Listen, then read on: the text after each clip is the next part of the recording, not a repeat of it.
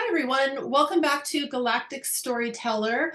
I want to start off by thanking you for the support that Asia and I have seen over our series that we have been putting out. I really appreciate you guys being respectful and kind in your comments. That's one of the two things that I ask. One, be respectful. And two, if you have a differing opinion, that is just fine. This is a learning channel. We're here to have a discussion. But if you can provide resources, we would appreciate that even more. That way we all have an opportunity to learn. I am really excited about today's guest. His name is J.R. Sweet. I normally like to do a bio before we jump in, but he has so much information that we are going to unpack. We're just going to get started because as we go through his story and his experiences as an MK Ultra victim and survivor, all that information is going to come forward, not all of it, but a good portion. And I am going to introduce him right now, and he is going to explain who he is and where he comes from. So, JR, I want to thank you for joining us today. You got it. Thank you for having me. Absolutely. What I would like to do is start out by explaining a little bit about your genealogy and why that's important in your background and in your experiences. Yeah, that sounds like a really good idea. Yeah. So I was raised in a Mormon family, born into it. Father, mother's, four other siblings. I was the third child. Mhm. Um, and just a regular, it seemed to me like just a normal, regular family growing up. The things that happened to me, I couldn't remember were occurring. They were compartmentalized. And so I just perceived that I was raised in a wonderful Mormon family. But my family has a history dating back several centuries, back to King Henry VIII. And so I'm what's called a bloodliner in the MK Ultra project and in the circle of what I would call the satanic elite. And so I carry that bloodline with me, and that's what the Central Intelligence Agency and the satanic elite are interested in, is generationally abused bloodliners because of various reasons. And the audience that I have, if they've gone back and listened to some of the older interviews that I've done with other survivors, they should be fairly well versed with the idea that there is a particular appeal with the bloodlines because the programming that you received, you personally, it has carried through the bloodline via your parents and your grandparents, and so that makes programming you particularly, I wouldn't say easy, but more susceptible. Is that correct? Definitely more susceptible. Yeah, yeah, Okay. definitely. My father was abused and he was used in the project. He didn't reach the same, I don't want to say level because I don't feel like it's a good thing. It just, there's different tiers to it. And he wasn't as useful, we could say, as I was. And my grandfather, I don't completely understand the abuse that he faced, but he is also the same. He was abused as a child and uh, he became involved with the Central Intelligence Agency after World War II and involved with the project. Is this grandfather that you're referring to Jim Reeves? Mark Dwayne Sweet, he played the Okay. role of Jim Reeves. He was involved in the country music industry. And so, yes, what you said in a sense is true in that he played that role of Okay. Jim Reeves. Jim Reeves was a character created for use by the Central Intelligence, a storyline, you could call it. So, Okay, yeah, so for those of us who are probably age 50 and older, you may remember Jim Reeves, the country singer. You can easily Google him. And so what you're saying is that the character Jim Reeves was an alias. but he had a different birth name, and this is your direct grandfather, correct? That is correct to my knowledge, yes. Okay. Okay. Yeah. Now, one of the reasons why I feel it's really important that you share your story is because I think a lot of people might have a misconception that abuse happens predominantly with young girls, and that's not true. It happens a lot with girls. Girls, in my mind, made up a majority of the Okay. project. It was more rare to have a male that was used in the project, though males were used, Mhm. um, such as we've talked about before, Leonardo DiCaprio. That's a male that is a bloodliner that is used by the agency in the project, and he's used for social engineering um, through Hollywood. Mhm. Now, you saying that might surprise some of the listeners, but in reality, Hollywood and our political structure is filled with MK victims, correct? Yeah, yeah, just filled with them. It's terrible. It's a whole different world. The masses don't get to see that side of our reality in this world. Those people are brought up completely different. Mhm. Yeah.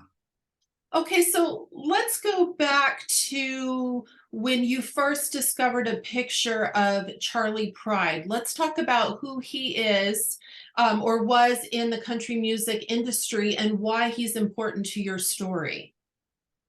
Yeah, Charlie Pride. He was a man, he was a man that I met when I was with my grandparents on a trip back east to Missouri.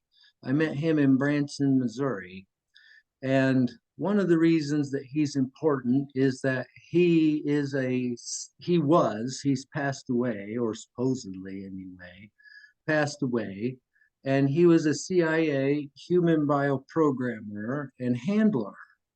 And the reason I say that is he did some of my human bioprogramming. In particular, though, he tested my voice because after Byrd had purchased me in 1993, he wanted to know what I was useful for. And my grandfather, coming from the country music industry, really wanted me to be involved with the country music industry. He wanted me to follow, you could say, in his footsteps. And so I was put through some voice programming with Byrd in Fort Worth, at Fort Worth, Texas. But before that, my voice was tested by Charlie Pride to see if it would be useful. Now, with that said, Charlie Pride is also something that helped me remember and begin to pull my past from my subconscious mind because I had this autographed picture from Charlie Pride. He, when I had gone to see him with my grandparents, I could remember that I'd gone to see Charlie Pride. Mhm. It was somewhat of a memorable experience. He's not that famous of a country musicianist, but somewhat famous, and one should remember such things. But I could never recall that he had signed anything for me, autographed anything for me. And in 2017, in the spring of 2017, I was going through a hard time in my life, and I couldn't understand why. I had everything, it seemed like a beautiful wife, wonderful children. I owned property in Idaho and I was building a home there. I just graduated from college, but something always felt off in my mind and I couldn't understand why. And then one day, my wife and we were cleaning out our house, which I was finishing up for us there in Idaho, and organizing things. And we were kind of broke at that time because it costs a lot of money to build a house. Yep. And I says to my wife, I says, well, hey, maybe we could get that Charlie Pride picture out and, maybe it'd be worth something. Somebody signed it there at the concert. And my wife looked at me and she just kind of laughed and she was like, no, that wouldn't be worth anything. He's not that famous of a country musician. And I thought to myself, oh, well, that's too bad. And then somehow it came up that he had personally autographed it through my wife. And I said, no, babe, he didn't sign it. Some other guy or a couple guys signed it, but Charlie never signed it. He was backstage and he wasn't signing that day. Mhm. And my wife said, no, he did, Charlie. He signed it. And I said, no. I said, I'm going to go prove this. And so I went up into the attic and I took the time to dig out this Charlie Pride picture. And boy, was I shocked when I found it because he had signed it. And this really freaked me out because I could not remember him signing that. And to see his signature and understand there was no denying it. Like, my goodness, this man did sign it. How come I can't remember? And that was a real turning point for me because I realized at that moment that I had a memory problem. Something was wrong with my memory. How old were you when your grandparents took you to see him? Oh, I was 15 years old. So you should have remembered. I should have remembered. Okay. Yeah, it wasn't, I wasn't a small child. Yeah, I was 15-year-old teenager. So, yeah. So that kind of freaked me out. And after that, I started seeing therapists and working through some of these things and began to regain my memory, in essence. And it came back like, well, very wicked. It just hit me like a rock one day in therapy. And boy, was that a heavy weight. Can Yeah. I ask you what happened? Well, I saw my therapist and I described a situation to her that I had always remembered, Mhm. of being with my father in the living room of our home growing up. I don't know how old I was. And I was a teenager. I know that much. And I was on my knees and I couldn't breathe. And I was in so much pain. It was an indescribable pain. I'd always remembered that pain. I had always described it as a feeling of being submerged in liquid metal. It was just so heavy. It felt crushing. But it's difficult to describe because it was almost from the inside out. And I explained this to my therapist, and she was, yeah, she didn't like to hear that. I'll say that. Yeah, my poor therapist, though. Um, Did she she have was any, I'm sorry to cut you off, but did she have any frame of reference for what you were talking about, or were you the first individual that no. was blown her paradigm? Yeah, she said Okay. that she had some other clients that were telling her some pretty weird things, and she was trying to understand. Right. But the things that I talked about with her, they actually started to scare her pretty bad. Mhm. And after about 2.5, 3 months, she told me, "You can't come back and talk to me about these things anymore. It's too scary." There were things that would happen, like I mentioned, the phone would ring. Mhm. The second I would show up, the phone would start ringing in these various formats, from one ring and hanging up, two rings hanging up, three rings hanging up. And then it would basically just start over. And people would show up around her home in this quiet little neighborhood. There'd be people walking by out front of the door or outside of her window, real slow on the sidewalk. And one day, these utility workers, I can't recall who they worked for, but they showed up and they ran around the side of her house and just started banging on stuff on the side of her house. And I looked at her and I said, what's going on back here? And she just said, I don't know. I don't know what's going on. And so those things really started to freak her out. So she didn't Right. really, yeah, she didn't want to talk to me for too long. So. Wow. So, what I would like to do is backtrack for just a moment. You mentioned Byrd a couple of times. Will you educate the listeners on who you're talking about with Senator Byrd and why that's important to your story? Yeah, yeah, Senator Byrd, he was not a good man. My grandfather, it seems to me that they were friends, not simply associates. For example, I can remember when I was in Dallas, Texas, before Byrd took us out to Fort Worth. He just hung out with my grandfather and my grandmother, and Bird's wife was there in our hotel, and they just hung out and talked for a couple of hours about various things that they had worked on for the government. Um, so Bird was involved with my grandfather and my grandmother. And I met Byrd, Senator Robert Byrd, when I was 6 years old, is the first time I can remember meeting Byrd down in Southern California. This was right after, not right after, shortly after I had been selected for the Central Intelligence Agency's trauma-based mind control program. I was selected by a man named Alex Houston. He came out to my grandparents' house, and me and my siblings, myself and my siblings, were put through what I would call a test of disassociation.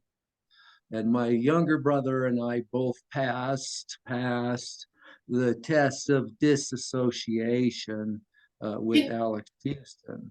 can you tell us what that test involved? Yeah, yeah, I don't mind telling you Okay. that. The first, Alex, well, he came out to my grandparents' house.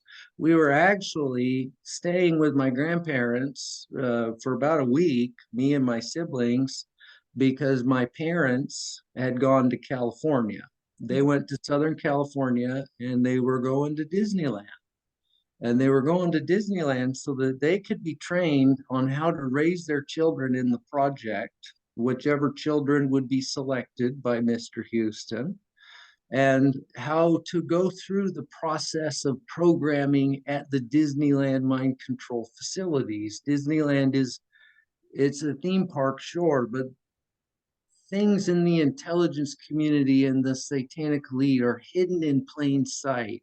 And Disneyland is a massive trauma based mind control programming center and human trafficking center. There's a lot going on there that people don't see, particularly underneath the park. And some of those rides are specifically designed for Monarch programming. Oftentimes the rides would, quote, break down, and we would be taken off the ride and taken down into the tunnels under the park and put through programming sessions. And these ranged from making pornography Mhm. as children, child porn, to ritual sacrifice, to witnessing a child being murdered right in front of our eyes and being made to drink their blood, and even to cannibalism, where we were made to eat other individuals' flesh. There's a lot of things going on down there that people don't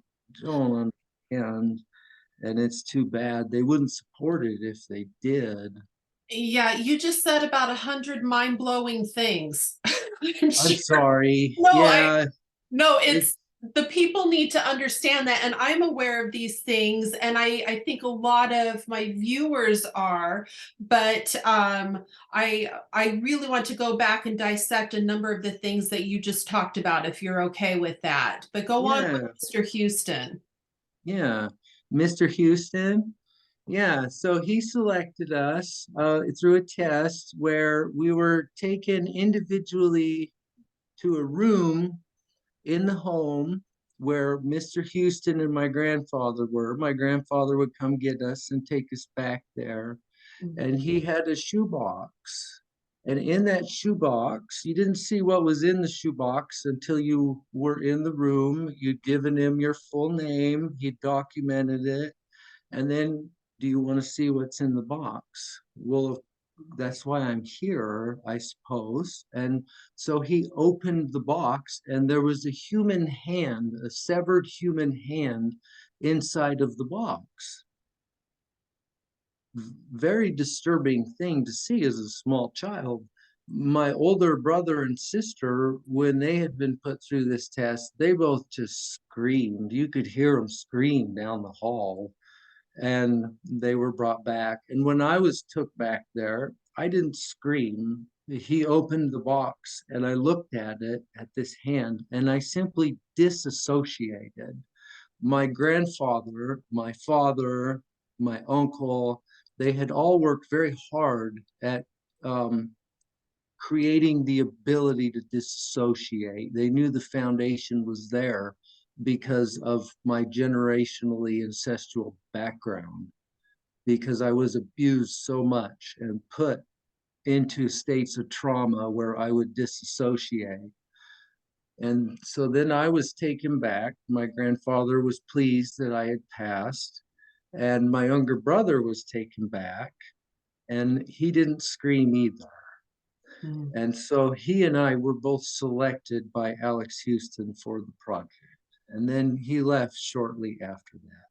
And my parents came home from their trip to Southern California and Disneyland.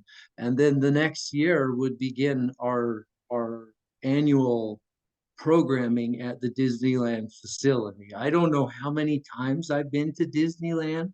I've Mhm. remembered some of my past, some of what I lived through, but there is so much more I need to work through that I don't know when I will have worked through it all. I'm just going to keep working at it. And Yeah.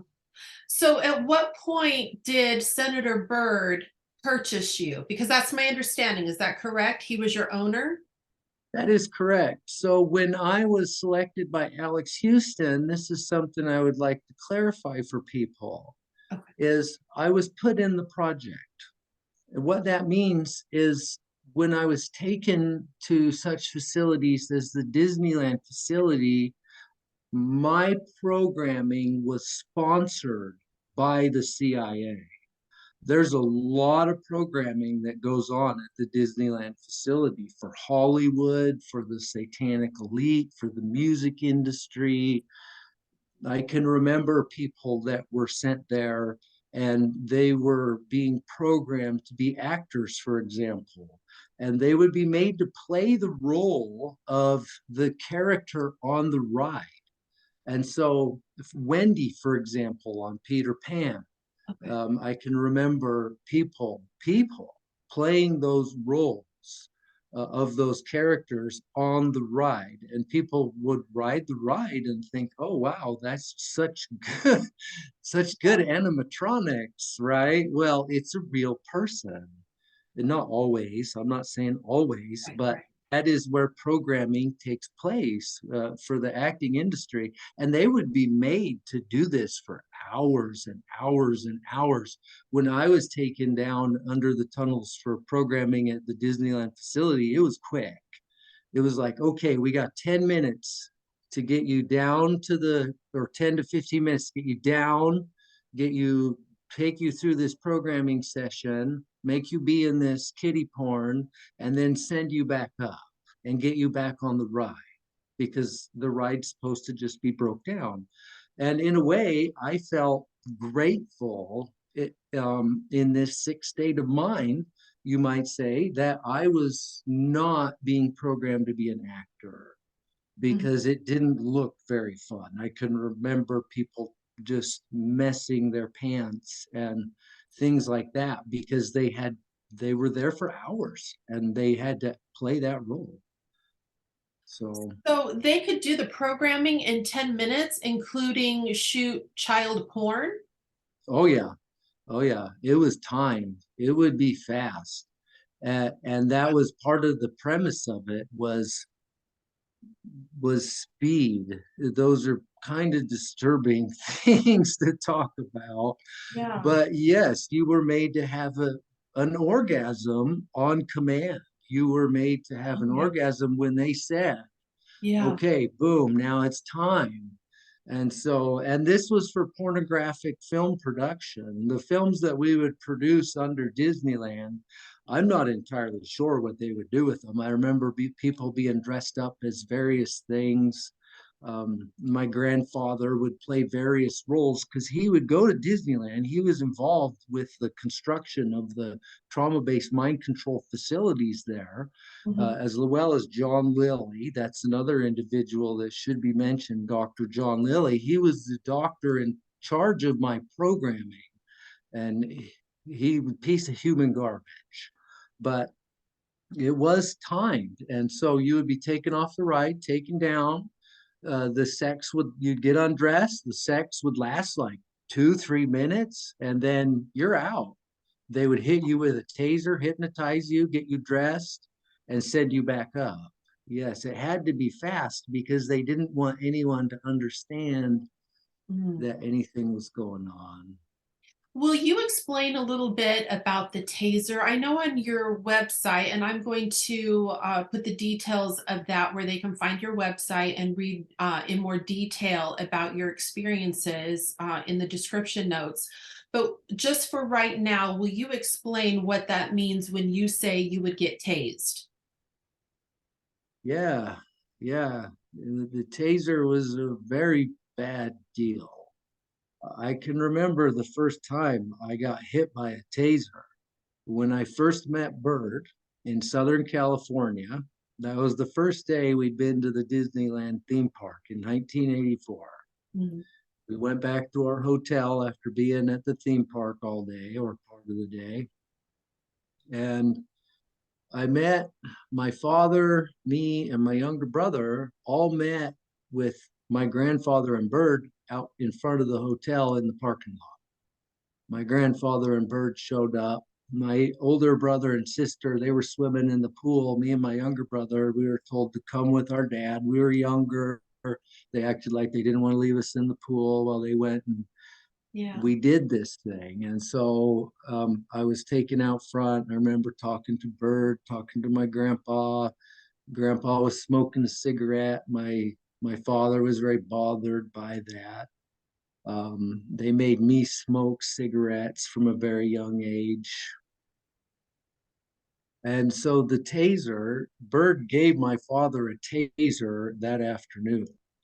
And he said, "You're to use this on your boys."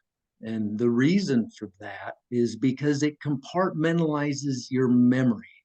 Mhm. They use a lot of different faucets to compartmentalize your memory. They'll use trauma.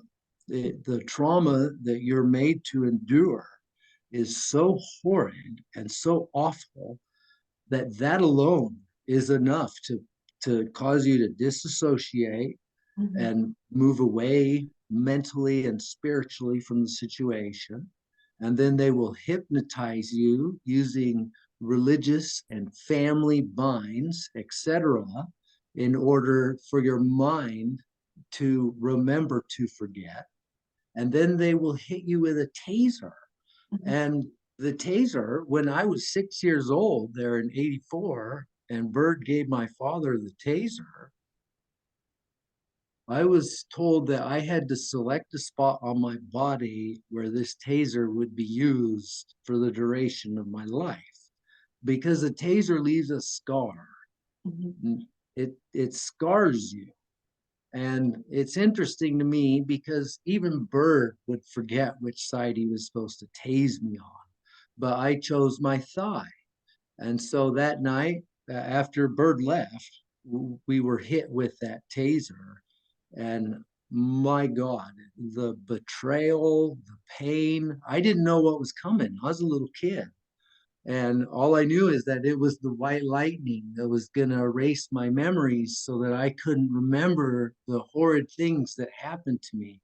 Because all that day at Disneyland, we'd been put through programming. I'd witnessed a little girl, for example, being murdered under the park by my grandfather, and we were made to drink that little girl's blood. That's something that the satanic elite are really into is the consumption of human blood. Mhm. And I was also put through programming on a ride called Journey into Inner Space. This ride was designed by John Lilly, and it was designed to be a mind bender, and that was the introduction, you could call it, to me being indoctrinated into the project. And so the taser, every time you'd be put through a programming session, you'd get hit by that taser. And what I was describing to my therapist, as we were talking about earlier, was being molested by my father, made to suck on his Johnson, and then being hit with a taser. afterward. And that is such a painful thing. And when you're hit with that taser, your memory is compartmentalized. It's boom, Does it boom. jungle your thoughts or does it Oh yeah. push them back? Both, Both. both. Okay. It jumbles your thoughts and I can't say slowly. It's not instantaneous. Your memory's gone. It's boom. You're in so much pain. Your mind is now frazzled, and that memory gets pushed back, and then it's gone to the conscious mind. And they And made you select on your body where you wanted to have the taser done, but it had to be a place that wasn't visible to the outside, like your arms down here or the bottoms yeah, of your legs. Is that correct? So you had to yeah, that participate is in it. correct.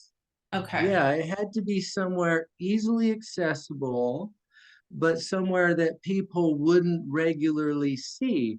And then on top of that, my mother was told, I don't know that my mother knows everything. She was abused as a child, and she is who she is at this point. I think she's pretty messed up psychologically, but the storyline was that's a birthmark. That's just a birthmark. And that's what I was told as a child. Mhm. But it's not a birthmark. I have seizures to this day, which stem from that location on my leg where I was hit an untold number of times with a taser. And like I said, Byrd and some other people, they wouldn't remember or they wouldn't understand. Maybe someone told them hit him on the thigh and they forgot and they'd hit me on the left leg. And so I get seizures from that side once in a while, not nearly as frequent as the right side. So, Yeah.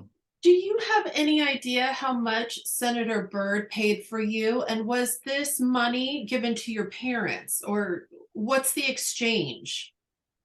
That is an excellent question. The money is funneled through government contracts. Okay. So it's important to watch the contracts because my family, in particular, when I was sold, Byrd paid, I would say about 250,000 for me. Oh, wow. Yeah. And I had to pay that back through my service, through my serve us, you might say. And that money was paid through a government contract to my father, who owned a computer business, ABI Computers, out of Nampa, Idaho. Okay. And it was through the local school district. The school district is a government entity, Mhm. and that was government funds. And that those funds for computer and networking upgrades were awarded to my father, and it was extremely lucrative. He didn't have to work real hard, we could say, for that money, but he still had to do something in order to show that that money was under contract and needed to be distributed to him. Does that make sense? It does. It does.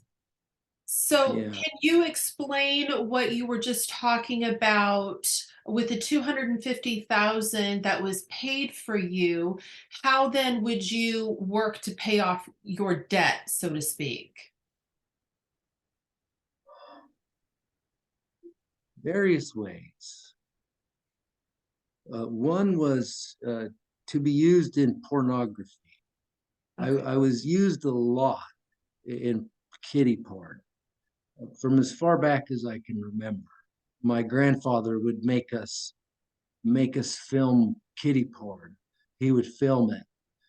At that time, through much of my childhood, through my grandparents helped my father open a video store, a video rental store. Out front, in the front of the store, you could find box office hits, a huge Disney selection, and out the back door of this video store would go child pornography. Wow. And so that story on my website, my journal entry about the Star Trek convention, Mhm. that was me working to start paying Byrd back the money that he had paid. He made over $50,000 from a video that I was made to produce with some other individuals, including my younger cousin, um, that was based around space, Star Trek. It was actually filmed on the set from the very first Star Trek episode. So the CIA, like we've talked about and mentioned, is connected to the Central Intelligence Agency and the intelligence community. And when Hollywood wants to get rid of something, the CIA guys, like my uncle, they're there. And they're like, yeah, we'll take it. You know, that's pretty cool. We can use it for this, for making kiddie porn. Or my uncle, Gail Pooley, he had in Disneyland in this room under the park, under the Alice in Wonderland ride, was a control center facility for controlling mind slaves around the world. And there was a, say again, How did that work? you got to say it one more time. I'm It sorry. was a control center that they would use to control children around the world. How did that system work? Yeah, it was used to control their mind slaves around the world. Not all mind slaves are children. Children grow up. And I remember my grandfather, he worked in that room a lot. And I call it my grandfather's evil lair, actually, because I can remember him in there so many times, and even being abused in there. But it was filled with kind of like a NASA station. You could picture a launch site where, you know, you got all the guys around the computer, the big screens. It was a lot like that, but on a lot smaller scale. And I can remember, for example, going in there in 1993 and with Alice. Alice was always part of my programming. And that's a hard one to touch on. That's yeah, that's painful.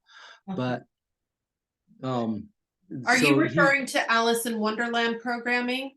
I am, Okay, all right. yeah, Go yeah. ahead. There was always a girl that played that role, or quite often when I would be taken under the park, Okay. and we'd be made to make porn together, or something horrible would happen, and I can remember being made to kill a girl who played Alice once.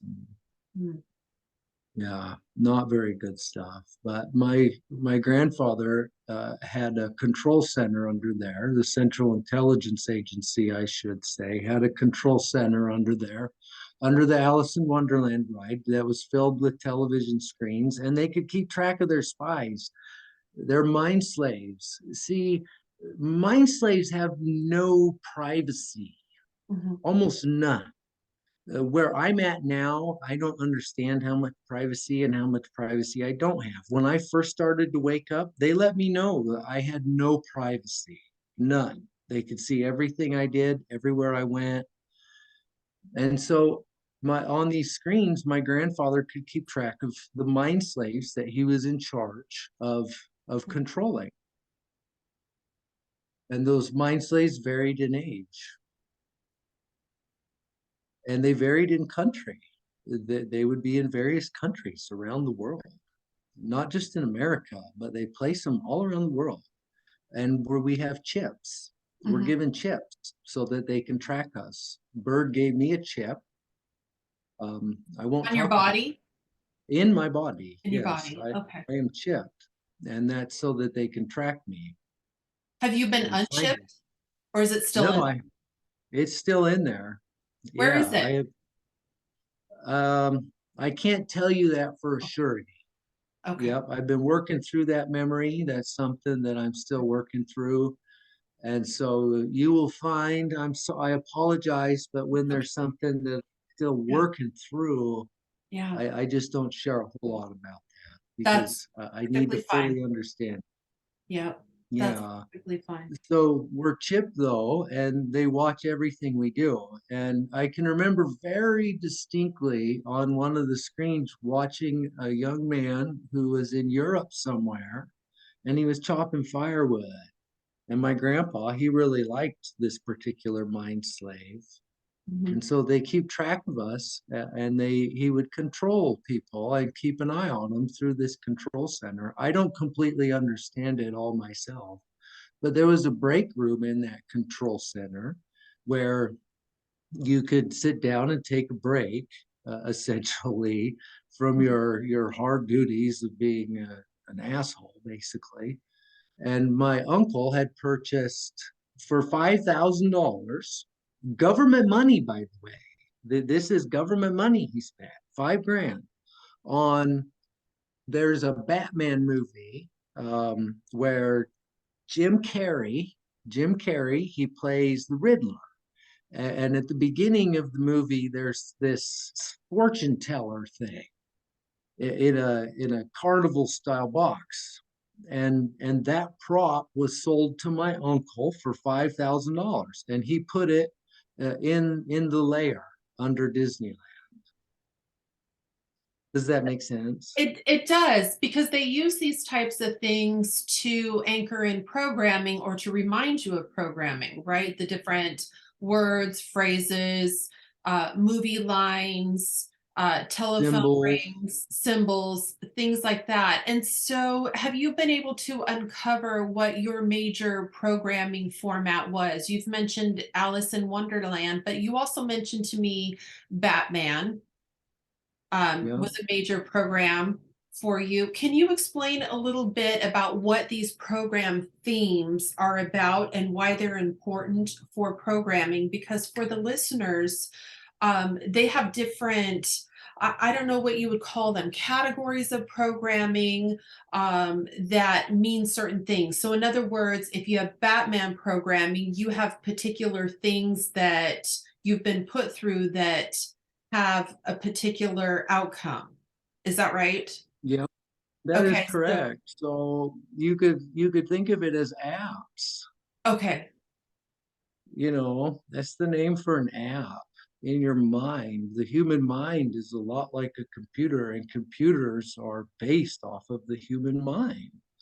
And so Batman programming, I don't completely understand it myself, so I can't talk too much about that.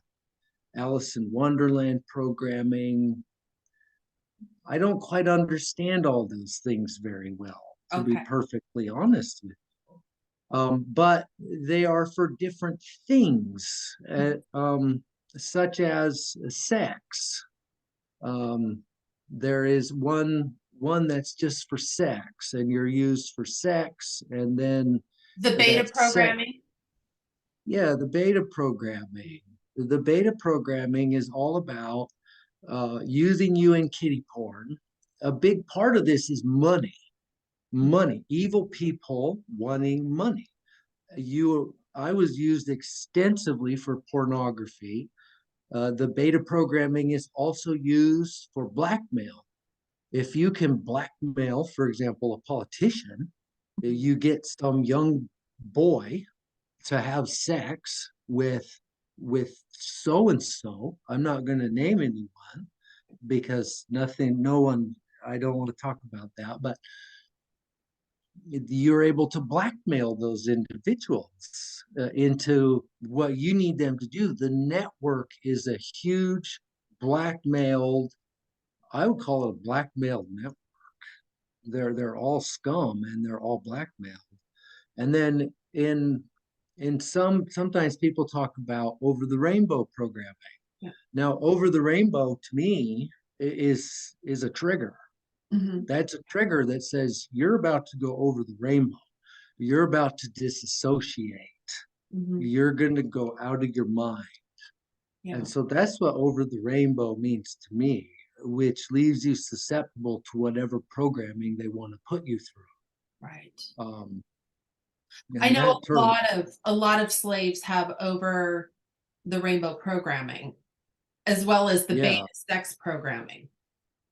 yeah. And then I was programmed, my family bloodline We have a history of, it's a terrible thing of killing people.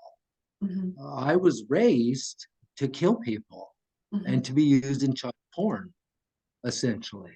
And so that programming base is multifaceted, and it does include Batman, it does include Beta, it includes all of them, Yeah. because it sometimes it takes all of them to get that job done. And including, I believe, rose programming for you, right? Yeah, yeah, but Rose programming, I don't understand if Rose programming is different for everyone. For me, it was often, I would see the world through rose colored glasses. It Mhm, was a way of seeing the world mhm. as on the sunny side. Keep on the sunny side. But Keep on the sunny side.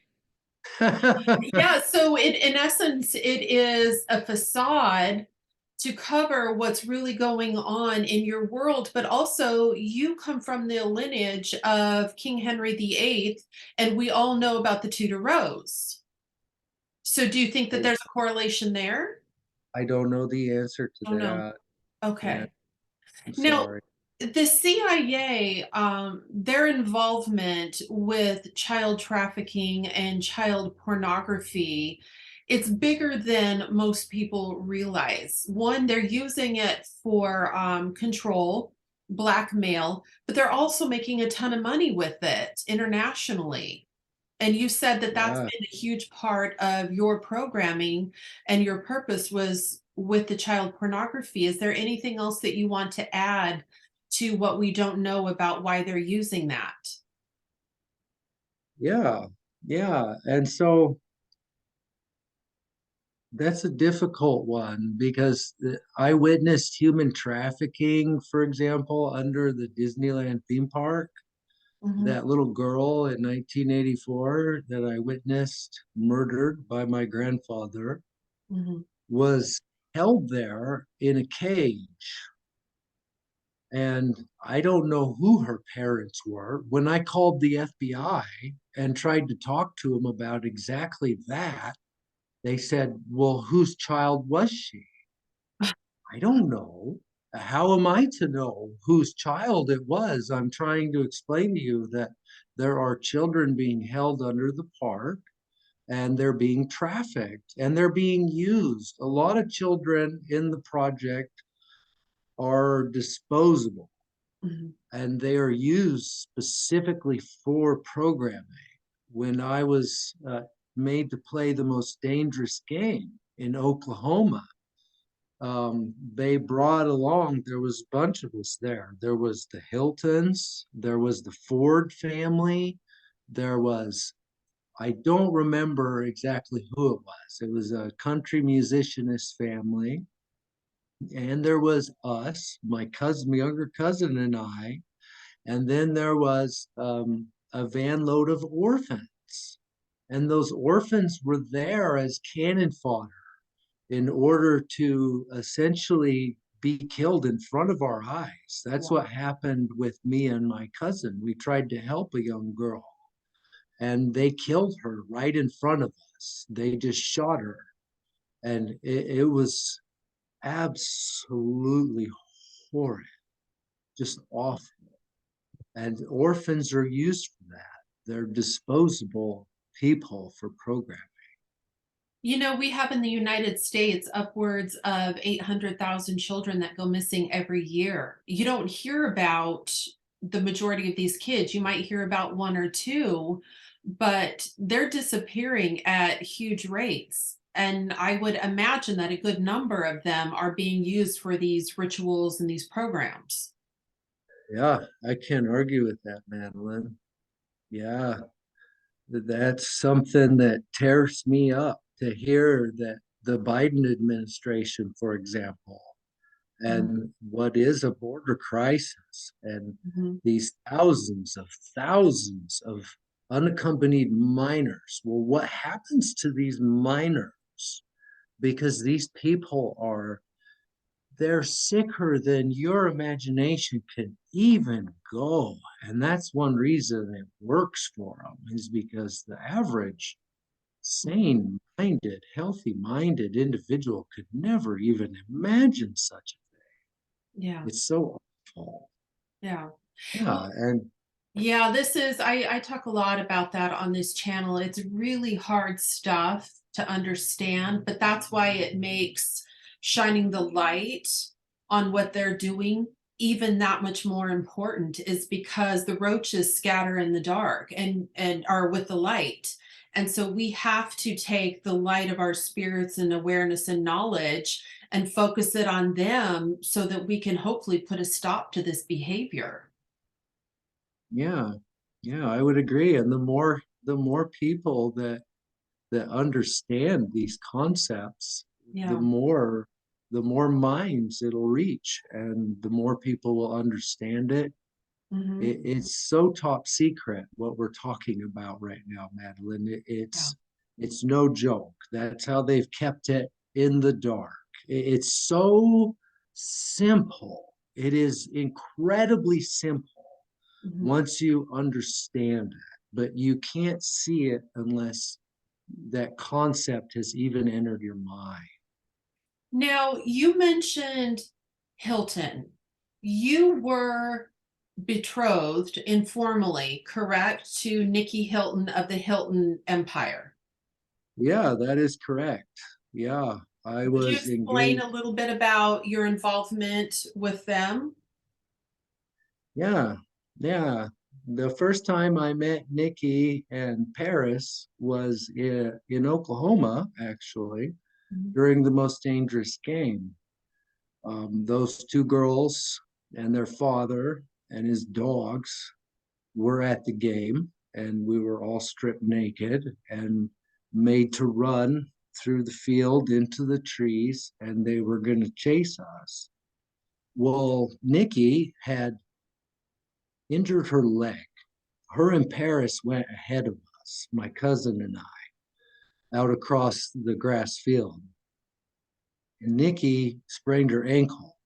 Mhm. And by the time my cousin and I had got to him, we were running for our lives.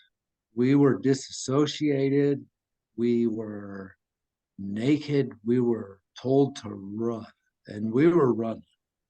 But when I saw those two girls, Mhm. and they looked like they were in really bad way, it's interesting to me that there was still empathy left in my soul. Yeah. And I stopped and I started to move over to help Nikki and Paris because I was worried about Mhm. it, because I knew that I'd seen these folks kill people, Mhm. and I didn't know what would happen to these young girls. And I started to go and try to help them. And my grandfather actually started shooting at me. He was back at the trucks and he started shooting over our head. And my cousin was coming up behind me. He was younger and smaller than me, and he was running like a bat out of hell. He just screamed, "Run, run, run!" And at that moment, with bullets going by, my cousin screaming, the trauma, I just started running. And I didn't see him again during the game.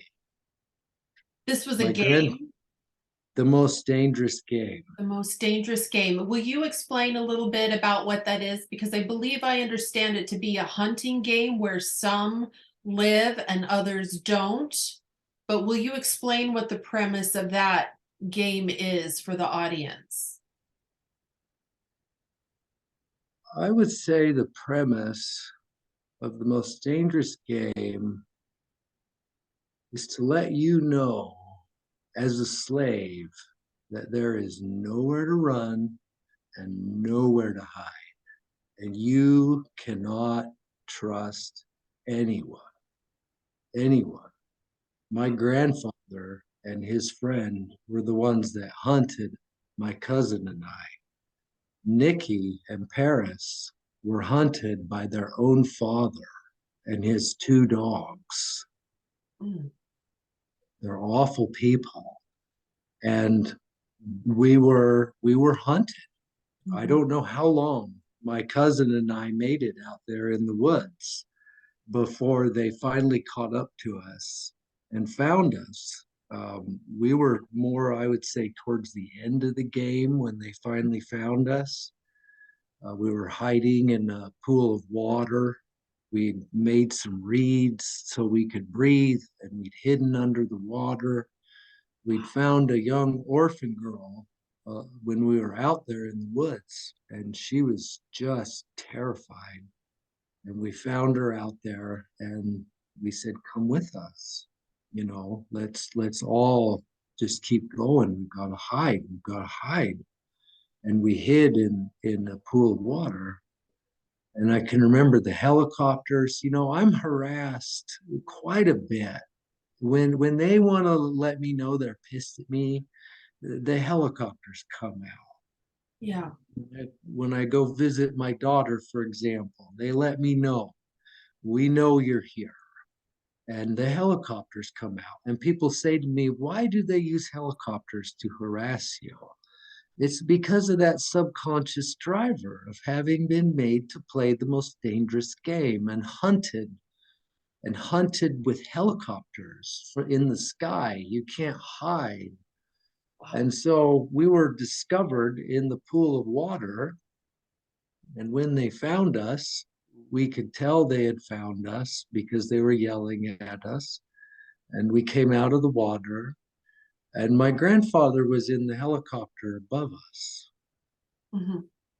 He caught a ride there was military personnel there. So these things are funded by the government, and security is provided by the government.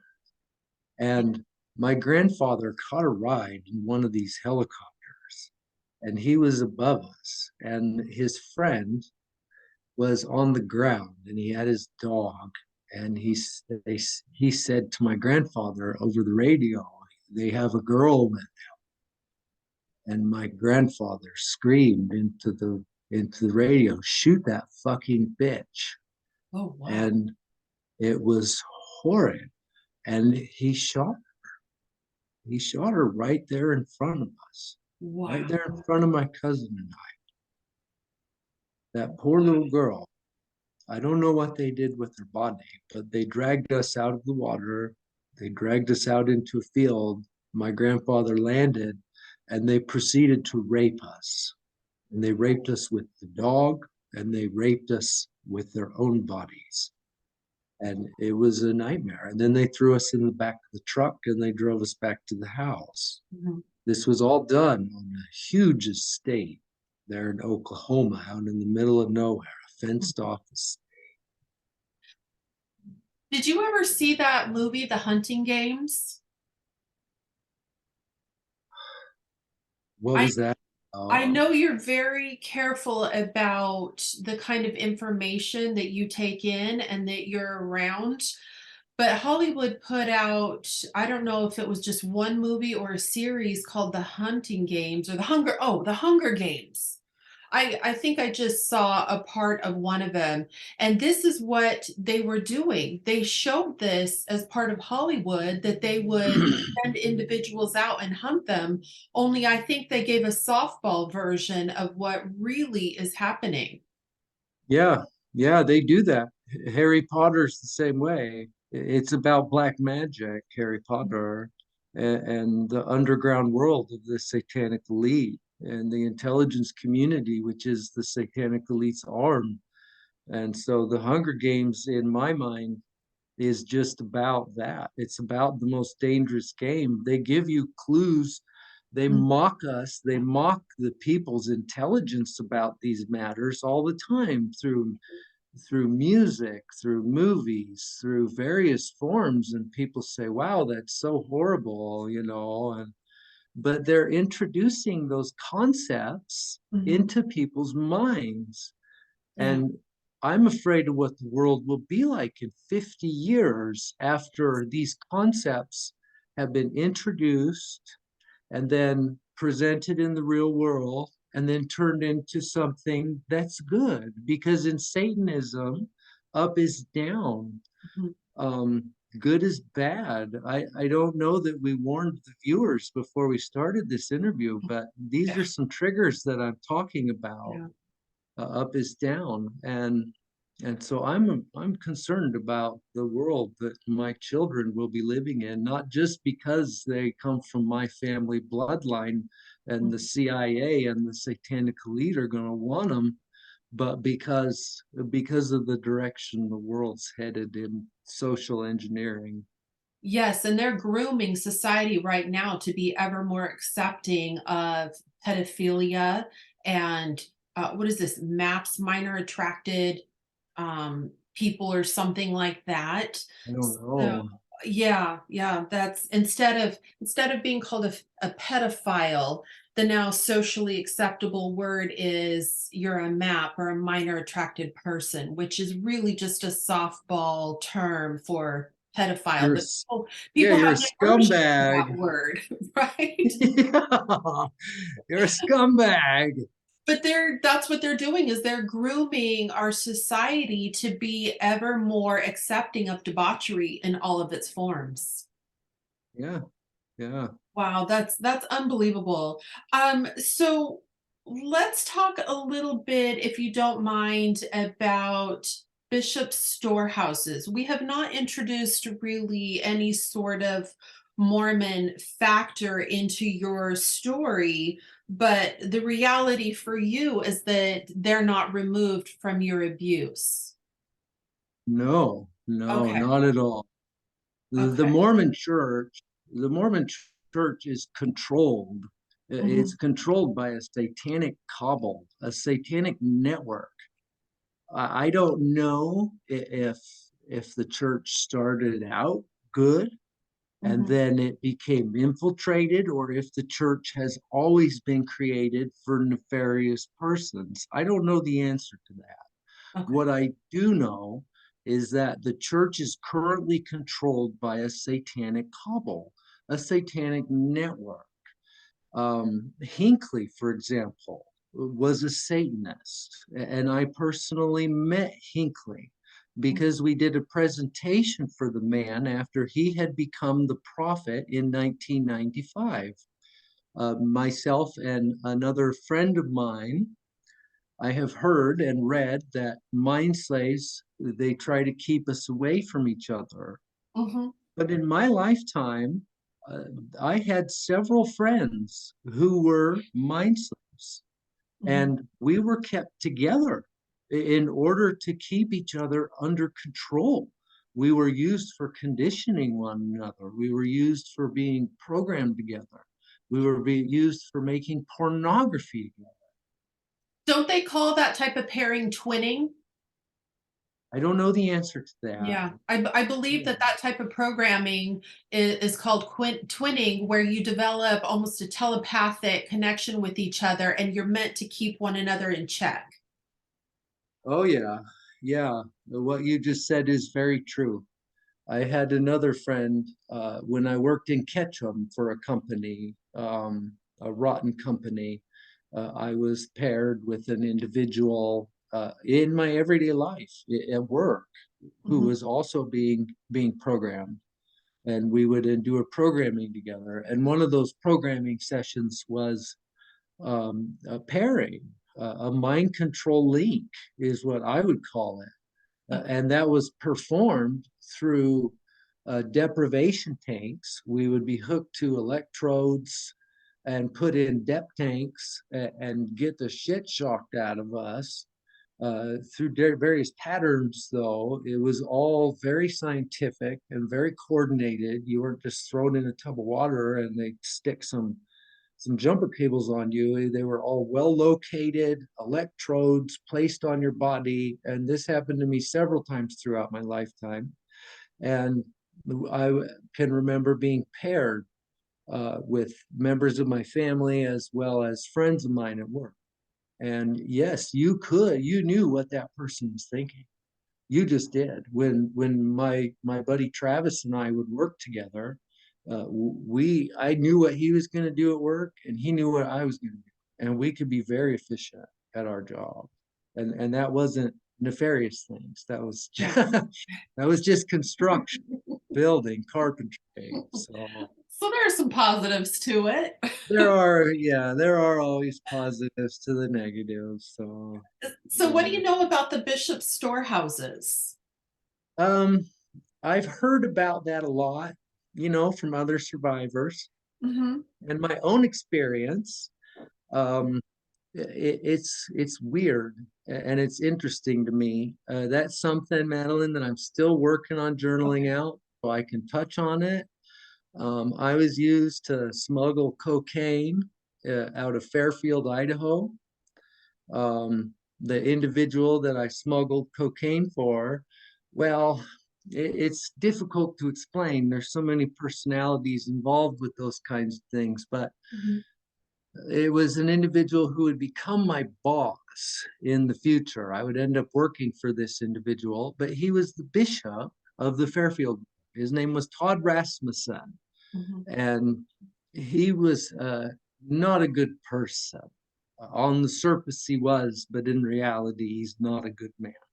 And Todd, he was the bishop of the Fairfield ward, and he would smuggle cocaine with several other individuals. He wasn't the only one.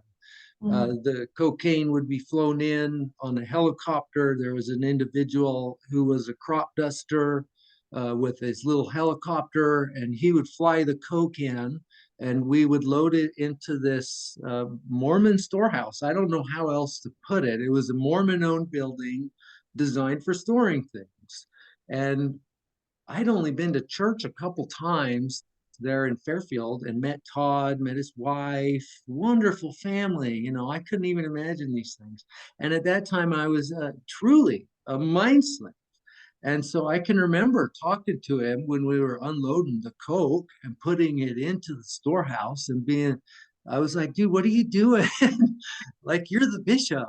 The what are you doing? We're putting cocaine in here, dude. Like, this seems like it's wrong. And he just laughed it off. Oh, they'll never figure it out, all these old people, and oh, it just blew me away, even at that time as a mind slave. Like, wow, this is just crazy. Like, it makes sense. Like, we're putting drugs where it's in plain sight, but it's hidden. No one would ever even think to say, wait a minute, what's in the bishop's storehouse? What does Todd have in there? And then that cocaine would be moved into Ketchum. See, Ketchum is an elite community. Oh. You look at the poorer communities, the middle income communities, the regular folk, well, they abuse drugs on a regular basis and alcohol. Now imagine you're a gazillion billionaire who's a Satanist, who is a serious child molester. You don't mind killing people. You like drinking blood because you think that it gives longevity to your body and to your lifespan. Well, there's a lot of money to be made in drugs. And if you control law enforcement, then what's the problem? There's no problem. No one talks about it. When Yeah. I was there helping them smuggle drugs, uh, one of the individuals said, "Well, who is this guy?" Referring to me, "Who is this?" And Todd said, "Well, this is Gail Pooley's nephew." Gail Pooley was my handler, and he was heavily involved in drug trafficking, human trafficking, and human bioprogramming and murder. And this is Gail's nephew. And then it was like, oh, okay. If this is Gail's nephew, then we must be cool. And Okay. so I had assisted in that process. That's just so brother and sister, Smith, who were older in age. They're working at the Bishop's Storehouse, helping you get your Deseret butter, ice cream, and hamburger. They, they have no idea, really, for the most part, what's happening with No, shipments that come in and out. no, they have no idea. None. They have the rose-colored glasses on. They only see the positive. Todd's the bishop. He's a good man.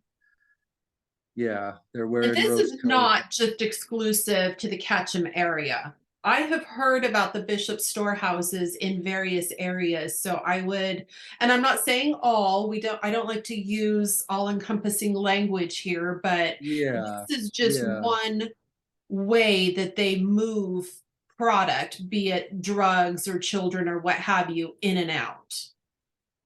Yep, Correct. because the Mhm. CIA and those that they control, they serve the satanic elite. That's who they work for. They're their biggest client. Yeah. They give them the most money. They help them make the most money. And so they're in bed together. Right. Yeah. And on that note, I want to tell you something else, Madeline. One time when I worked for Todd, okay, because I became employed by him, Mhm. it became arranged, you would say, that I would work for him. I was offered a position with him as a carpenter, and I took it. I was a young man and I was a mind slave and I had a family to support. I knew that the individual that was talking to me on my initial contact for the company seemed really familiar. His name was Cressley and he was involved with the drug smuggling operations. Mhm. But I couldn't remember the drug smuggling operations at the time that Cressley said, hey, and met me at a gas station when I was looking for work in the area. They said, hey, Todd's hiring. You know Todd, why don't you come work with us? And so I was placed in that position. When I was working for him, I worked with an individual. We called him Scandal Randall. And he was this guy, he would he was a drug addict and an alcoholic, and he liked fast cars, and he didn't like to go to work a whole lot, but Mhm. I worked with him. He was supposed to be my boss, Mhm. right? And I would ride to work with him because we had a very long commute. And one time we were driving home in his Jaguar and we were going 90 miles an hour. The speed limit was either 55 or 60. It wasn't very fast. We were going 90 and we come over a hill in the desert and there's a sheriff coming. And oh shit, we're smoking a joint, we're drinking beers, and there's a sheriff, and we're going 90 miles an hour. Uh-huh. I said, oh my God, what am I going to tell my wife? What is going to happen now? I was so pissed at Randall. I was like, Randall, why are you driving so fast? And so we get pulled over. A cop comes up on each side of us. We got rid of the joint. We'd crushed our beer cans and chugged them, and we'd lit up some cigarettes to try to hide the smell. And the cops come up and we roll our windows down, and they knew they had us. They were like, hello, boys, that kind of deal. And I says, hello, and Randall says, hi. You know how fast you're going, et cetera, et cetera. Well, who do you boys work for? Oh, Well, we work for Todd. Todd who? Todd Rasmussen. Oh, Todd. Oh, we know Todd. All of a sudden, there wasn't a problem. We were let go of that infraction on the spot. Like, okay, boys, you drive more carefully. You got to be to work tomorrow because Todd needs you. And we just went home. And we're like, oh my goodness. I thought I was going to jail. They had us dead to rights, according to so I that's the kind of influence that they yeah, have, though, Madeline, is yeah, they control that network and people are bought in. They're bought in through blackmail and they're brought in through dark money. Does yeah. that make sense? It does. I didn't speak with this survivor regarding this situation myself. It was a story that I had read many years ago, but they were given cards with phone numbers on it. So if they got pulled over, they were to hand the card over to the police officer, and if they weren't familiar with the card themselves, they were to call the number and then the person on the other side would direct them, let them go. No questions Interesting. asked. But if they knew what the card was, then they understood the errand or the importance of this person or the control of this person, and they were still to let them go. So whether they That were makes, indirectly or directly complicit, the results were the same. These individuals were let go and sent on their way. yeah, that No makes a lot of questions sense. asked. Were you able to finish your thoughts on Gordon B. Hinckley? Yeah, we got a little sidetracked, didn't we? So It's Gordon, perfect. It's perfect. Whatever you want to share is great, but I just want to make sure you have an opportunity to say what you'd like to say regarding the president. yeah, Gordon. I met him in '95, Hmm. and it was spring break. It was spring break of 1995. Hmm. Gordon B. Hinckley had just been selected as the new president of the Church of Jesus Christ of Latter-day Saints, or Satanists, you might say. And he wanted to know what was being done with the children from the satanic families, from the abusive satanic families. He wanted to know because the church is actively involved in covering up a lot of crime, a lot of pedophilia, a lot of abuse, a lot of murder. The church is involved in covering that stuff up. I witnessed murders in church buildings. Hmm. I was abused by my family who were protected by the church. That's one reason they loved the church, is because it protected them. Hmm. And my uncle, being in the position in the Central Intelligence Agency that he is, when it came time to do a presentation for Hinckley, I was an obvious choice because he was my handler. He knew how to handle me. He had another young man who was a friend of mine who he knew how to handle. His name was Christopher Knutson. And that poor kid was so messed up. His older brother was so messed up. The CIA had fed his older brother so many drugs, but that's a whole different story. And so we were both selected to be involved with this presentation for Hinckley. Hinckley wanted to know what was going on because it's the need to know basis only. Not everyone in the church knows what is going on. They may know that something is going on, but they don't know what. Hmm. And so Hinckley wanted to know what. So that year for spring break, my uncle had called the house, my parents' home, and he had told me that I needed to go to Haley, Idaho, because Hinckley was coming to speak at the ward.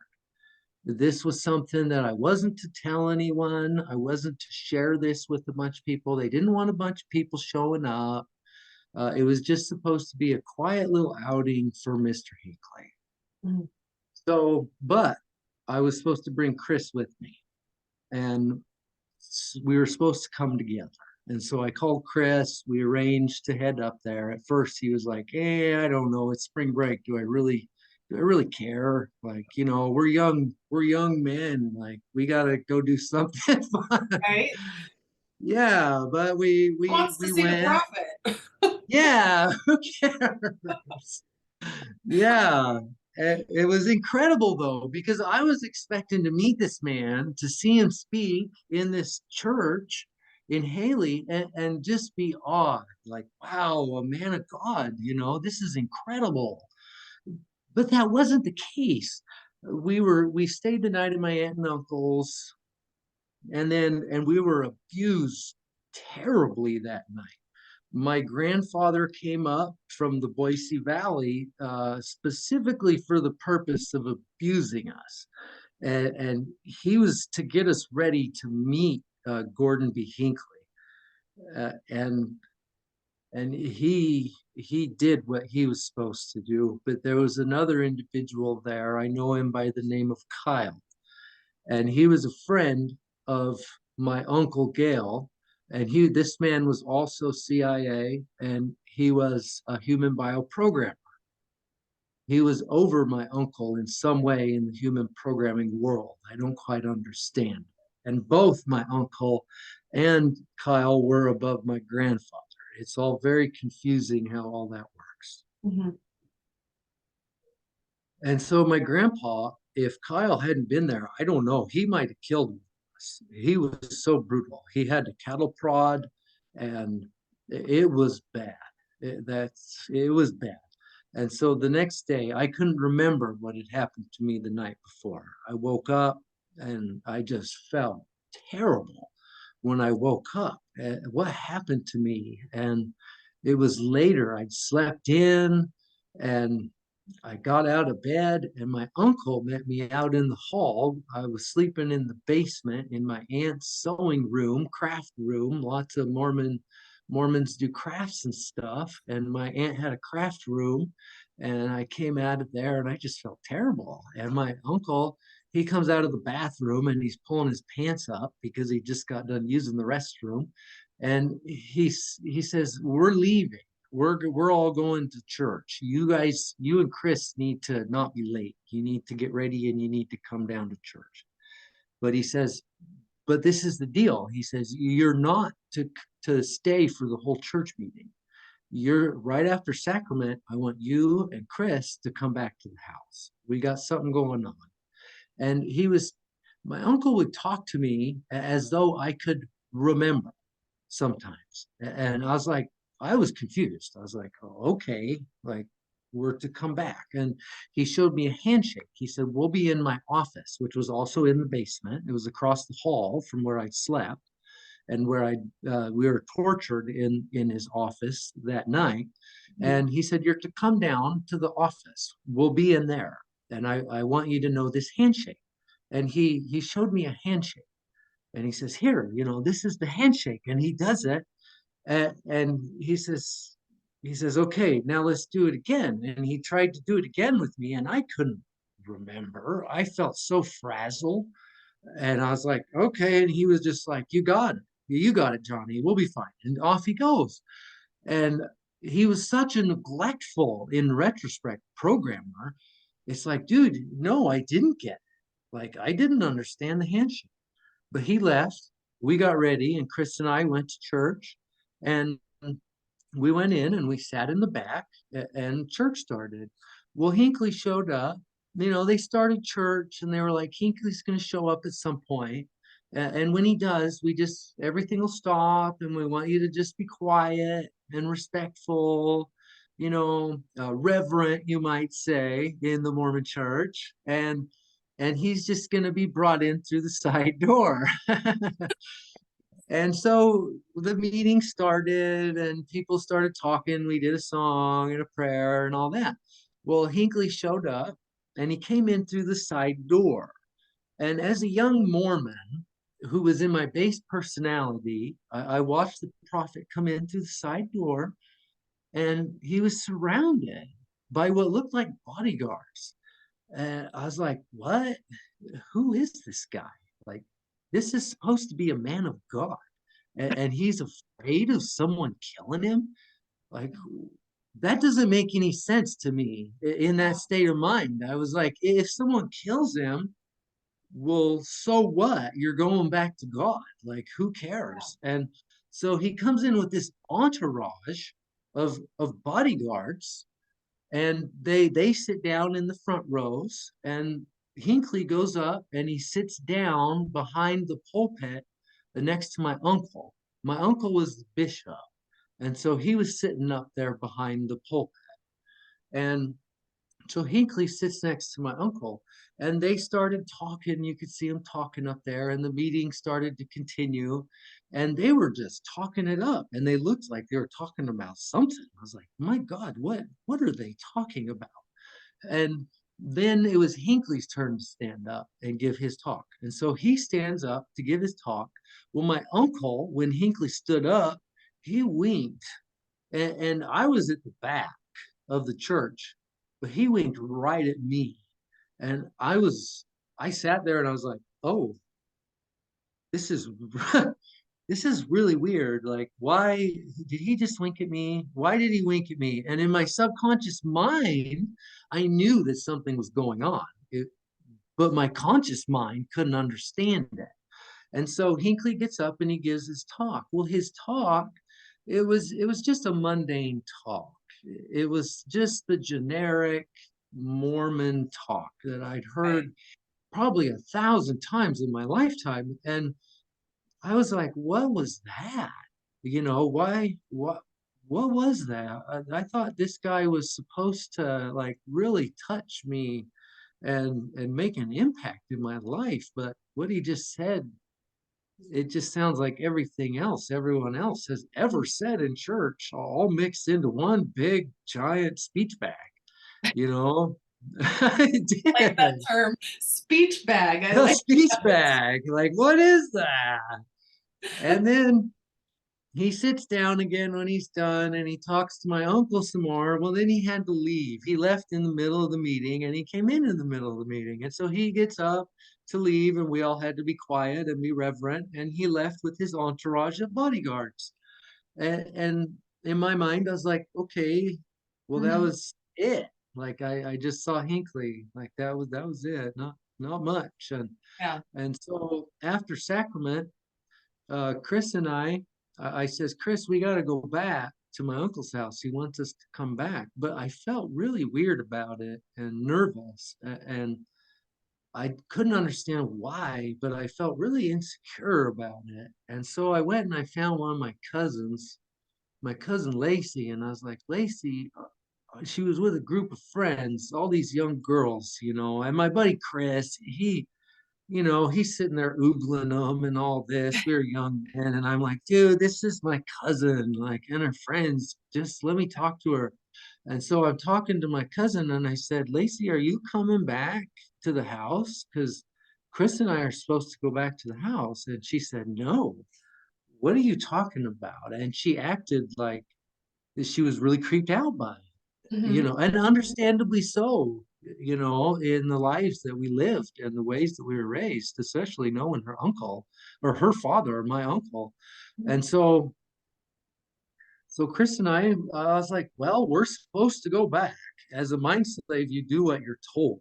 Did you And go? so I got in the car with Chris and we drove back to the house and we went down into the basement and I'd forgot the handshake. So I knocked on the door to his office and Oh, goodness. Look what's happening here. We have a little bit of a technical issue. We're going to give it just a moment. Sometimes they mess with technology if they don't want the information coming forward. And are you there? I'm here again. I Yeah. find the timing very interesting. Yeah, it usually is. Yeah. Yeah. So the hand comes out of the Mhm. door and I reached out to shake it, but I couldn't remember the handshake. And I shook the hand and I tried to remember, Yeah. and I was like, shit. The door slammed closed.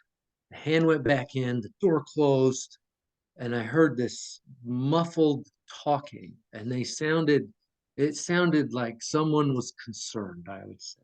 Mhm. And I was like, oh no. When you're in the project, you never know how long you're going to live. I didn't know if I would live or if I would die. If you screw up, they might just kill your ass. And so it went quiet again. The door opened, and Chris was like, get out of my way, dude. Because my uncle had shown Chris the handshake as well. And Mhm. Chris could remember it. But Chris, he was such an interesting fellow. When we came into the house, he was starving because we were supposed to be fasting. Not eating is a part of human bioprogramming, trauma-based mind control. You're not supposed to eat. They keep you in a state of hunger, survival state. And so fasting was a big part of our lives growing up. We were supposed to be fasting that morning. But when we came in the house, Chris grabbed this giant loaf of bread and he's down there eating this giant loaf of bread and he's shaking this dude's hand, and he gets it perfect. And the door opens and we go inside.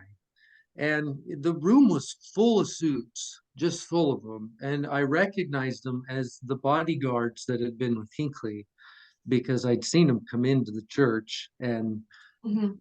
I was comfortable with them as far as that goes. I was around a lot of military and intelligence community and church people growing up. And so it was very familiar. I didn't know what was about to happen. Was And was Gordon there? well, yeah. So Gordon was there. He was sitting at my uncle's desk, but he was turned backward in the chair. Okay. You could just see the back of the chair. And this short little bastard, he was sitting in the chair and he wasn't facing us. And so we go in, and my uncle says, Johnny, Chris, come in, come in. And we came in, and he starts talking to us, and I want you to meet somebody. And the chair turns around, and it was Hinckley. I want you to meet Hinckley. And so we proceeded to give a presentation after that to Hinckley on the project. And so we were made to stand, as a young man, in your base personality, to stand there and meet the prophet with your rose colored glasses on, which is this super positive state of consciousness or unconsciousness, I might say.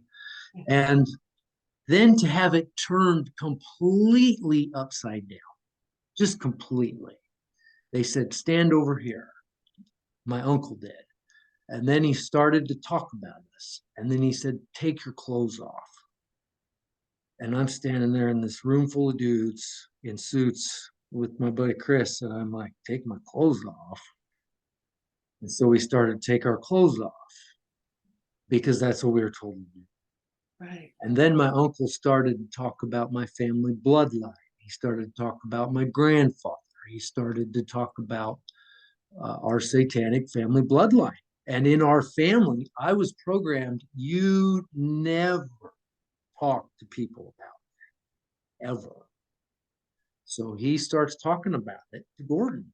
And my programming kicked in, and I said, what the hell are you doing, Gail?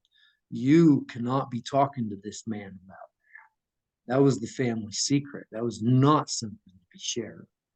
And my uncle put me right in my place. You shut up and you take your clothes off. And it was a moving through different personalities. I was going through several personalities at one time during that situation. It was And very you were aware painful. of that, of the switching? No, No. no, Okay. I was not aware. You just start moving through them. Yeah. Wow. I did become aware, Madeline, at one point. I remember when I switched deep and I really went completely over the rainbow because it was a slow process of steps to where you get to where, boom, you're just gone. You're gone. Your mind is gone. And when that was about to occur, the nightmare, you will remember everything you've lived through in that split second. Like, oh my God, I'm involved with this trauma based government program.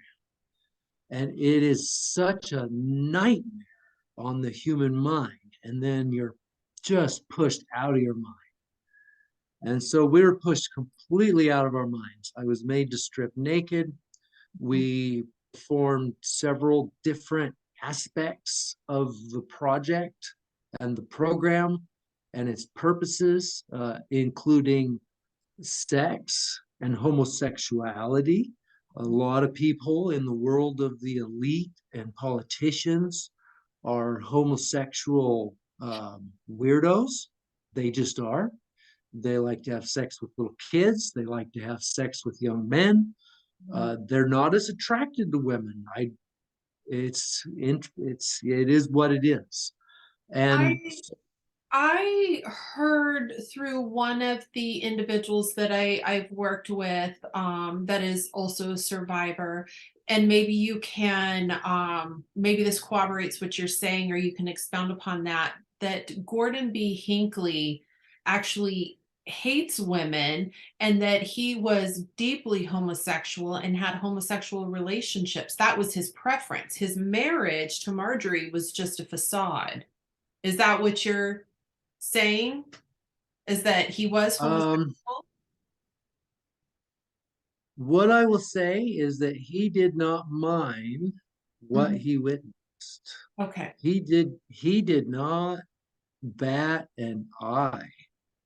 He Okay. acted like he was way cool with what he was seeing. We Okay. were made to have sex right there in front of him, and he didn't even bat an eye. I can't remember at this time ever having any kind of a sexual relationship with the man.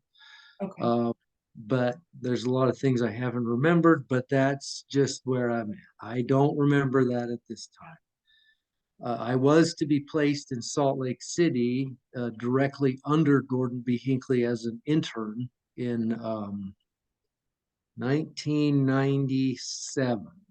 I was supposed to be directly under Hinckley. That's a whole different story.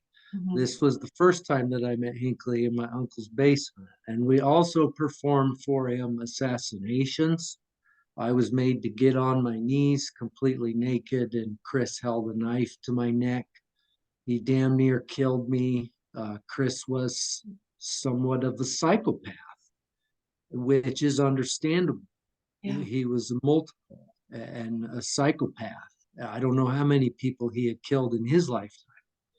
And I thought I was going to die at that time At that because day. Wow. Chris started to push the blade into my neck, and I could feel blood running down my neck.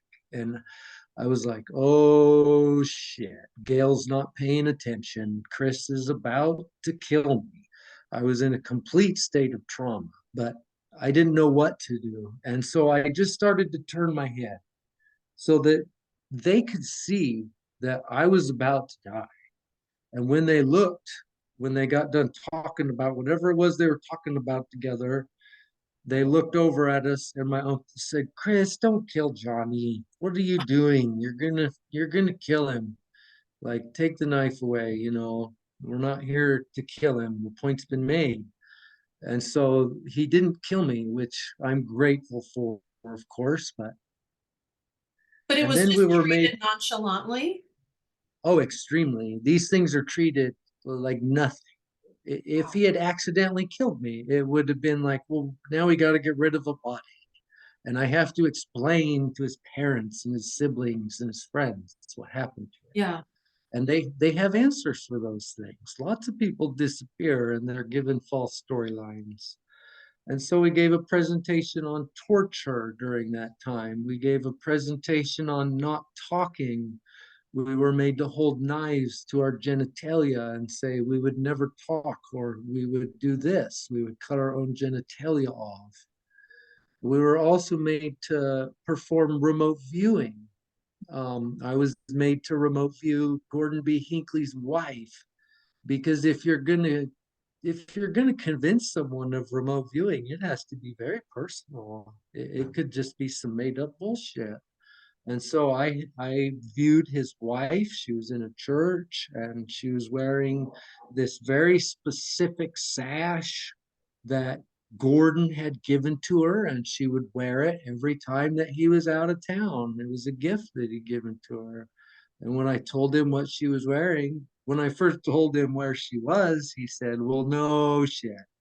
Of course she's at church. She's the prophet's wife. Where is she supposed Right. to be on Sunday?" And then when I told him what she was wearing, then he understood that I was viewing his wife.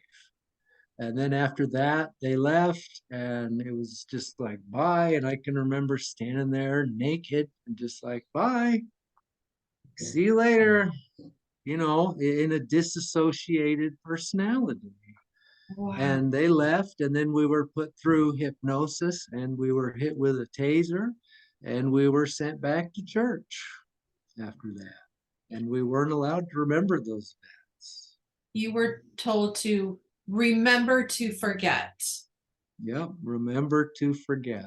So, how many personalities do you think you've had to deal with? Do you have any idea how many have resided inside of you over the years? No idea? No, I Wow. have no idea. There's times, when I'm like, okay, I think I'm finally feeling better. Mhm. I feel like I'm working these things out, and then something will happen. They'll trigger me. When I travel, they tend to follow me around. I went to Maine.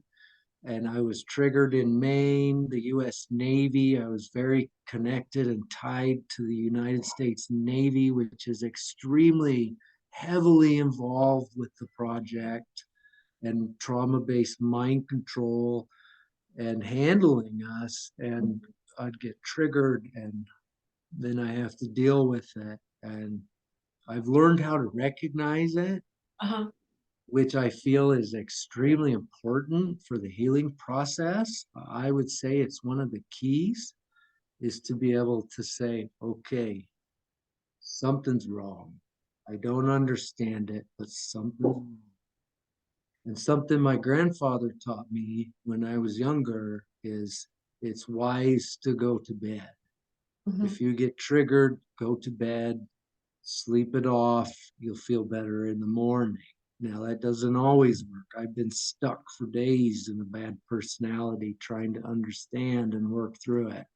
Mhm. But it sometimes you wake up and you're just like, it's gone. Yeah. Thank God.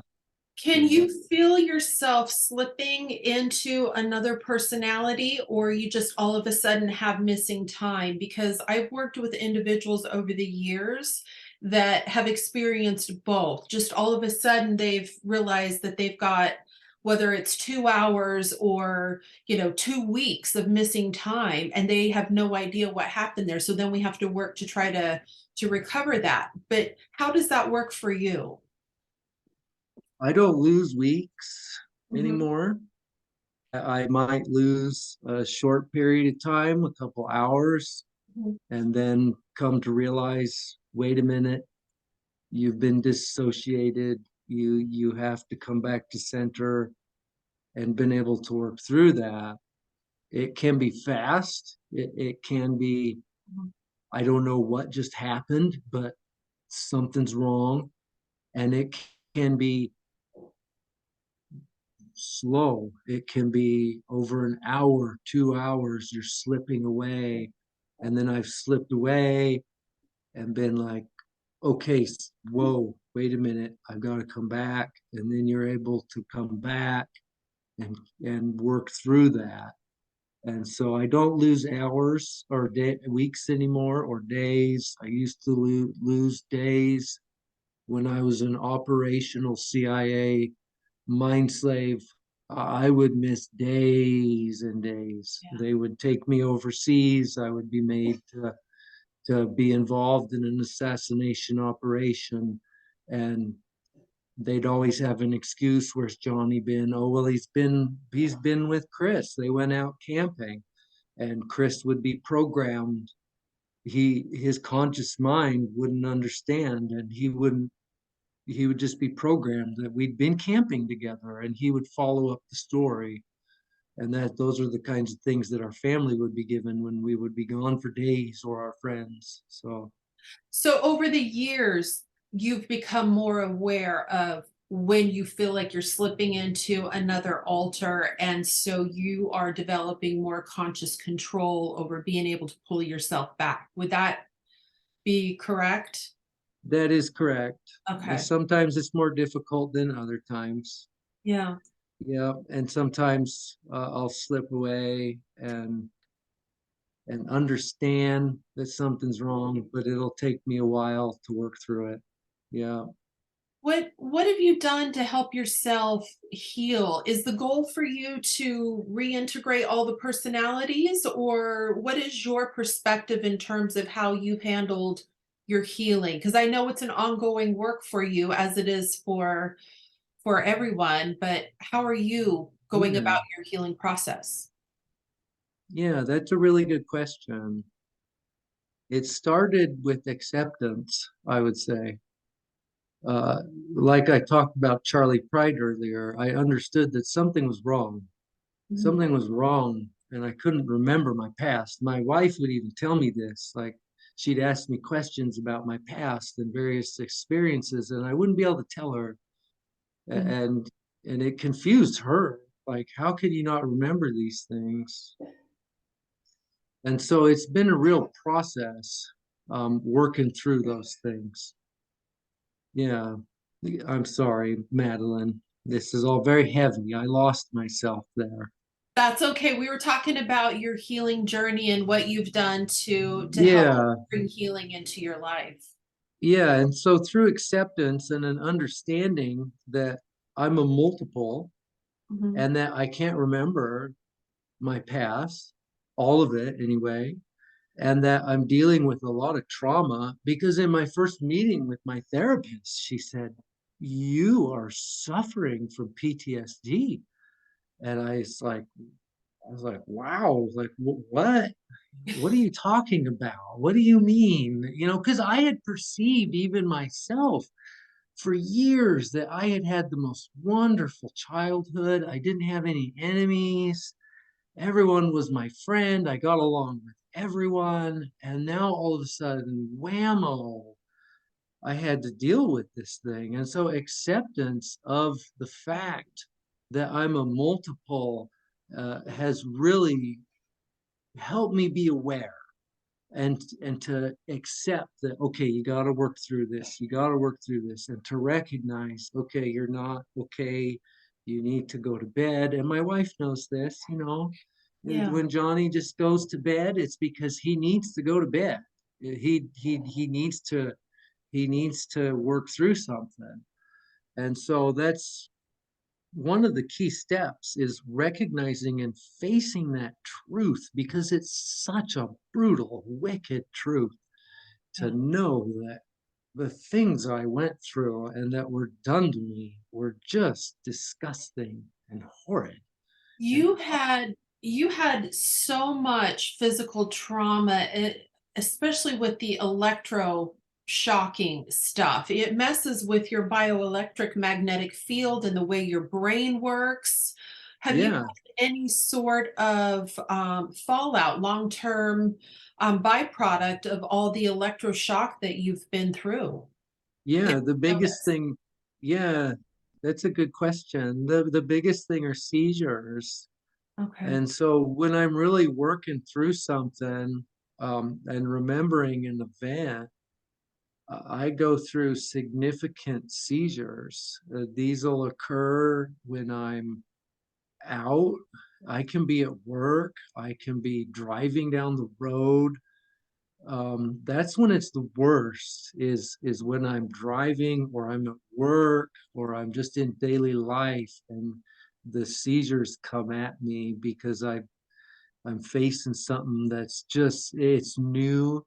You know, when you remember something, when it's been compartmentalized like that, Mhm. when you remember it, your conscious mind, your body remembers it too. Yes. And Yes. so I have to go through, I don't know how many thousands of times of being hit with a taser and being put through trauma. And so those seizures, a lot of times they come from my right leg, my right thigh, where I was hit continually with a taser, or my left leg, because people, like I said, would be confused and they wouldn't understand, no, it's the side. And so I go through seizures. Um, And so I would imagine, if I'm understanding what you're saying correctly, and just to make sure we're clarifying this for the audience, that when you are remembering and dealing with these things, your body memory, the memory of your physical cells, they're releasing that reaction that you had to the taser. So it's like you're getting tased all over again through the oh yeah, because oh the yeah, body is going through the memory process the same way as your mind is. And so they are synonymous because they've been paired, the yep. memory with the seizure. Yeah, the last time we talked, I talked about the time that I was struck in the face by that individual, the luggage handler at the Boise airport. When we went to get rid of him, he opened the door to his trailer when me and another mind slave, David, knocked on the door dressed as Mormon missionaries.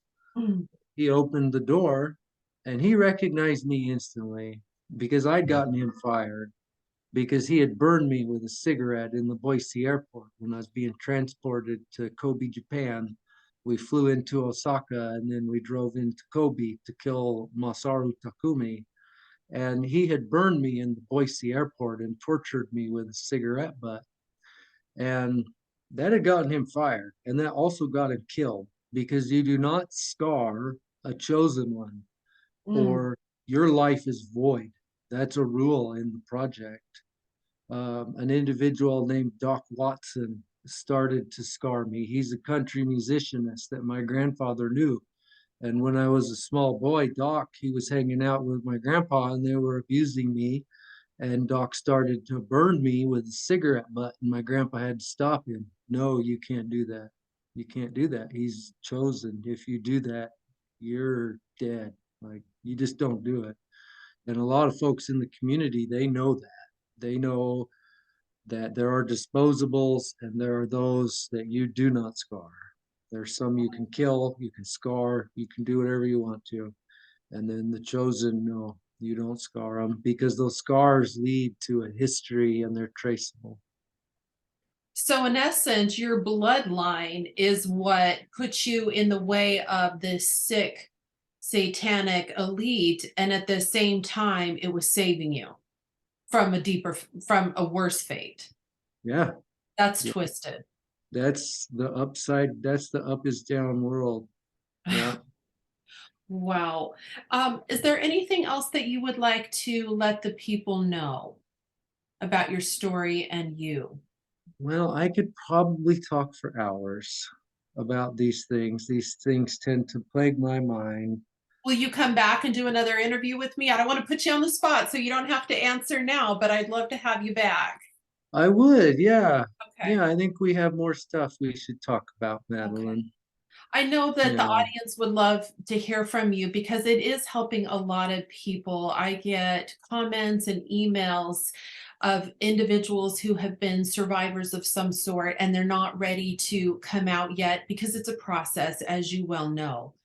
And so I am hoping that the audience will be very compassionate and understand that the healing journey doesn't happen overnight. You're doing this step No, by no. step. Yes, that's something. Thank you for bringing that up because something that's really important to healing is time. Mhm. There's a reason Kathy O'Brien and Mark Phillips named their book PTSD Time to Heal Mhm. because you need time. You Yeah. need a lot of time. And so that's something I've had to learn, and I've become much more patient over the last 5 years since I've started to remember these things Wow. because I've got nothing but time. Yeah. And so, Well, I have to thank you. When I got off the call that we had for our pre-interview, I told my husband, he is so lovely. I know the people are just going to love and support you because you've got such a good spirit about you and you're so brave. You're so brave for coming out and sharing your story. So I thank you from the bottom of my heart for doing this interview with me. thank you, Madeline. Yeah, yeah. I wouldn't raise my voice on these matters if I wasn't raised in the situation that I was raised in. Mhm. But it has to be talked about. The people have to know that the church is controlled by a satanic cabal. It's not what they think it is. People just have to remove their rose-colored glasses. Mhm. I've been told by relatives, you need to just close the door. You need to forget about these things. You need to put it behind you. But you cannot put a lifetime of abuse Mhm. behind you. You can't. I've I've mentioned to you before that they killed me once. I've been dead. That Mhm. was through suicide programming when they stopped my heart. I've been to the other side. Mhm. I'm ready to die. It's okay. Yeah. It's and that takes their power away. Yes. Sons of bitches. They they're not scary. They're weak. And if we can all come together as a people and face the truth for what it is, Mhm. then we can break their network. Mhm. Because our silence is their consent. Our refusal to address this gives them permission and a cover by which they can continue their operations. And that's why, as tough as these things are, we have to be brave and we have to just know that we are protected in the truth and go for it. Yeah, Otherwise, they continue. because yeah, and God will keep you alive. We Yeah, all have the time, and if you're still needed, yeah. You'll be protected. you could call it something like that, Madeline. Yeah. Okay. Well, I'm going to check in on you in just a moment, but thank you so much again for joining us. I'm going to ask that you guys in your comments be polite and provide resources, especially if you have opposing opinions or if you have comments. As always, you can reach out to me at galacticstoryteller@gmail.com. And JR's website is mormonmonarch.com. Is that correct? Did I get that right? Yep, you got it. Yep, and Okay. I have several journal entries up on there that people can hopefully gain an understanding through. So Yes. Okay, great. So join us again for another interview. We will be back at another time. Thank you, everyone. I really appreciate this is a very small channel and it is kept that way on purpose. So it is very important for you to share this information because we do not have the funding and the budgeting that other channels do. And there's a reason for that. It's called controlled opposition. That's something we can talk about another time. So it is important for you guys, if you find value here, to share it with your friends, family, neighbors, other individuals looking to have further education. I appreciate that. You guys stay safe and take care. thank you.